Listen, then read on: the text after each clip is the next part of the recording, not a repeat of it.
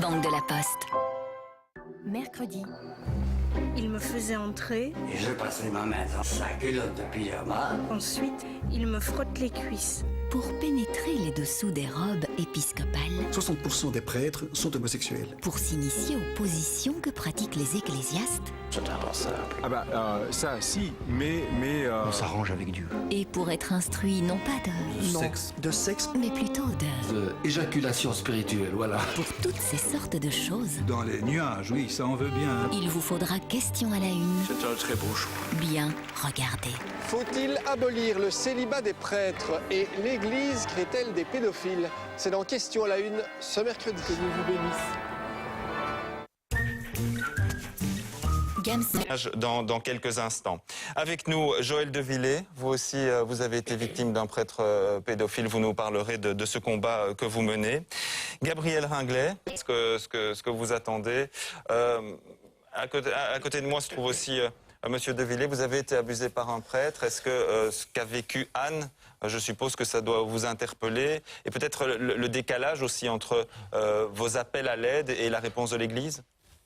Oui, moi je reviens sur ce qu'elle dit, c'est l'Église, c'est de l'hypocrisie sans arrêt. C'est toujours des discours, mais en réalité, il n'y a rien. Voilà. Moi je dis souvent, si quelqu'un vole à son travail, il est mis à la porte pour faute grave, il a difficile à retrouver un travail ou quoi, mais dans l'Église, quelqu'un viole, il reste en place. Et ça ne va pas. C'est toute la difficulté d'avoir des réparations. Walter Van Steenbrugge, vous représentez toute une série de victimes. Je suppose que ces mots-là, vous les avez entendus souvent. Oui, j'ai entendu des témoignages très cruels. Vous comprenez qu'il y a un problème dans le chef de l'Église et dans la façon de parler, peut-être? Évidemment, moi j'ai lu le livre de Joël Devillé, j'ai rencontré quelques personnes aussi. Ça fait très mal au cœur parce que j'ai aussi des neveux et des nièces et des petits-neveux et mes amis ont des enfants. Joël Devillé, en tant que victime, ça traduit bien ce que vous avez ressenti et cette difficulté d'en parler? Oui, mais je dirais comme Anne, on a besoin d'être écouté, mais l'Église n'assume pas. Moi aussi, donc j'ai fait un procès à Monseigneur Léonard qui est toujours en cours. Léonard n'est jamais venu au tribunal non plus. Donc il n'assume pas. Et ça, ce n'est pas bien. Donc c'est pour dire, on s'en moque. Donc moi, je l'ai attaqué au civil, il ne vient pas. Maintenant, il y a un expert qui a chiffré mon dommage. Le prêtre en question dit qu'on demande trop d'argent, alors que c'est l'expert qui a chiffré. Léonard, lui, ne répond pas au courrier de mon avocat. On doit l'harceler, il ne répond pas. Donc on doit refaire un calendrier judiciaire pour les deux procès.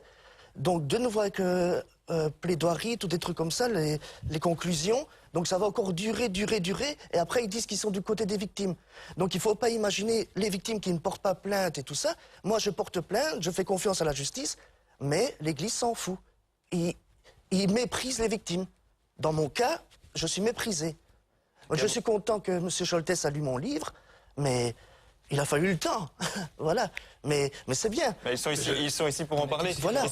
Et c'est vrai, quand vous dites qu'il faut un changement au sein de l'Église, on peut s'étonner, par exemple, de ne pas voir la haute hiérarchie de l'Église réagir, ou en tout cas mettre du temps. On dit que Monseigneur Léonard parlera demain. Mettre du temps à réagir, est-ce que ça, on ne se dit pas que c'est peut-être un mauvais signe par rapport aux reconnaissances que vous faites vous-même et à ce besoin de changement? Écoutez, il faut qu'on entende jusqu'au bout ce que vous venez de dire, et je pense qu'il eût été très très heureux que des responsables de la hiérarchie soient sur le plateau.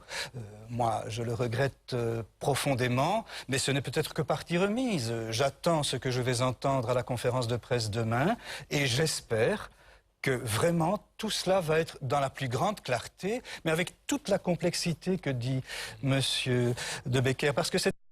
Avant d'écouter Anne, Joël Devillé, tout ce que vous avez entendu, Moi, je voudrais aussi dire, on parle souvent que c'est prescrit, mais au civil, c'est 30 ans.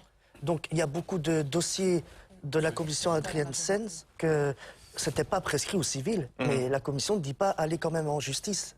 Eux, ils parlent de prescription seulement du pénal, 10 ans.